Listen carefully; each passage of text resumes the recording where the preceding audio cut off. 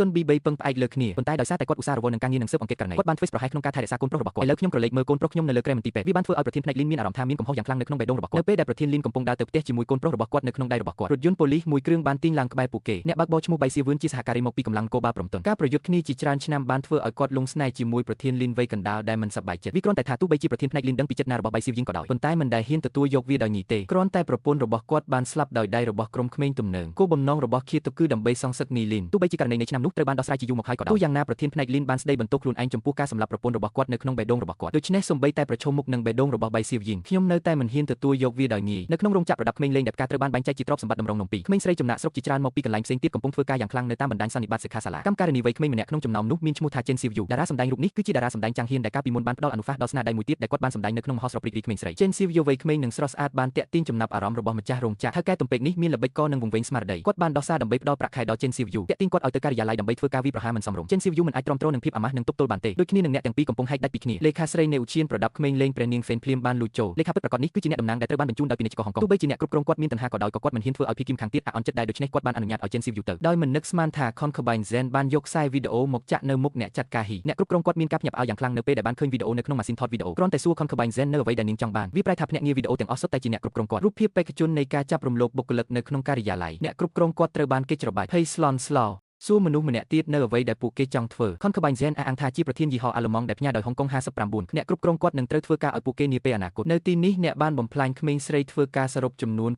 6នាក់មកពីដីគោកមិនរាប់ទេឥឡូវនេះយោងតាមច្បាប់នៃដីគោកខ្ញុំខ្លាចថាវានឹងចំណាយពេលយ៉ាងហោចណាស់20ឆ្នាំកុំខ្ជះខ្ជាយពេលវេលារបស់អ្នកនេះជាច្បាប់ចម្លង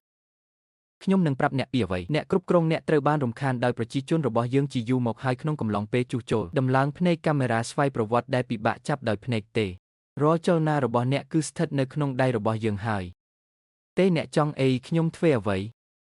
វាសាមញ្ញអ្នកត្រូវយកឡានយោធាមកយើងដោយគ្មានម្ចាស់ក្នុងរយៈពេល5ថ្ងៃ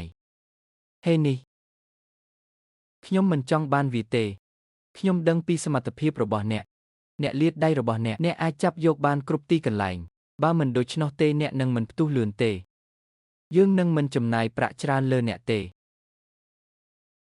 តាមរបៀបនេះម្ចាស់រោងចក្រត្រូវបានបង្ខំឲ្យក្លាយជាអាយ៉ងគ្រប់គ្រងដោយ59ម្យ៉ាងវិញទៀតមន្ត្រីប៉ូលីសព្រំតុនលោកវ៉ាងប៉េងបានដាក់អត្ថន័យប្រមាថមើលងាយបន្ទាប់ពីបានទៅលេងអ្នករត់តាក់ស៊ីក្នុងស្រុកមួយចំនួនទីបំផុតចាប់យកដែនកំណត់ល្បឿនគន្លេសអ្នកបើកបរដែលបាត់មានមុនស្នេហ៍ដែលធ្លាប់ស្គាល់ពីអតីតកាលដូច្នេះវ៉ាងប៉េងបានប្រញាប់ប្រញ័រទៅអាសយដ្ឋានរបស់ម្ចាស់ស្រីហ៊ីតធីប្រឈមមុខនឹងការសាកសួរពីបុគ្គលិកសន្តិសុខសាធារណៈម្ចាស់ស្រីបានបដិសេធវា10ដងវាគ្រាន់តែថាវ៉ាងប៉េងនៅតែដឹងច្បាស់ពីភាពមិនប្រក្រតីនៃការបញ្ចេញមតិរបស់ភីគីមខាងទៀតហើយទៀនដែលកំពុងពួនស្ទាក់បានបដិសេធមិនឲ្យចាប់ខ្លួនប្រយុទ្ធជាមួយវ៉ាងប៉េងដែលប្រញាប់ប្រញ័រចូលហើយទៀនមិនមែនជាគូប្រជែងរបស់បុគ្គលិកសន្តិសុខសាធារណៈត្រូវលោតចេញពីបង្អួចបង្គន់បន្ទាប់មកគាត់បានជិះម៉ូតូហើយរត់គេចខ្លួនសំណាងល្អវ៉ាងប៉េងត្រូវបានរៀបចំយ៉ាងល្អបញ្ជូននរណាម្នាក់ទៅអង្គុយនៅផ្លូវបំបែកក្បែរនោះជាមុនដូច្នេះគាត់ទៀនដែលព្យាយាមរត់គេចបានធ្លាក់ចូលក្នុងសំណាញ់អ្នកបើកបរចោលប្លន់និងមេឃត្រូវបានចាប់ខ្លួនបន្ទាប់ពីត្រូវបានសួរចម្លើយដោយប៉ូលីសគាត់បានពន្យល់ពីការលាក់ខ្លួននិងការទទួលខុសត្រូវខាង Celestial នៃការលាក់ខ្លួនតាមអ៊ីនធឺណិតគាត់ពិតជាបានចូលរួមក្នុងពិភពក្រោមដីប៉ុន្តែគាត់មិនដែលឃើញ Hallmaster នៃចរិតអាល្លឺម៉ង់ទេ